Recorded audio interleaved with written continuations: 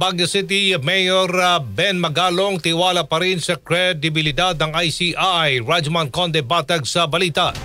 Kumpiyansa pa rin si Baguio City Mayor Benjamin Magalong sa kredibilidad ng investigasyon ng Independent Commission for Infrastructure o ICI sa kabila ng pagbibitiw nito bilang special advisor. Sa panayam sa Senado, sinabi ni Magalong na naniniwala siyang mayroon pa rin mga maayos o matitino na miyembro ng ICI. Partikular na tinutukoy ni Magalong na maayos sa ICI ay sina dating DPWH Secretary Rogelio Babe Singson, dating Supreme Court Associate Justice Andres Reyes Jr. at dating PNP Chief Rodolfo Azurin na papalit na special advisor ng komisyon. Sinabi pa ni Magalong na noong nasa ICI pa siya ay wala namang pressure mula sa labas, subalit napilitan na siyang magbitiw dahil nawalan siya ng purpose matapos nasabihan siyang hindi siya investigator kundi isa lang siyang legal advisor. Naunang naghimutok si Magalong na below the belt ang akusasyon laban sa kanya tungkol sa tennis court na itinayo ng isa sa mga kumpanya ng mga diskaya sa Baguio City. Ayaw namang idetalya ni Magalong ang ibang impormasyon sa nangyaring pagbibitiw niya sa ICI. Kasama mo sa DZXL RMN Manila, Rajman Conde Batag, Tatak,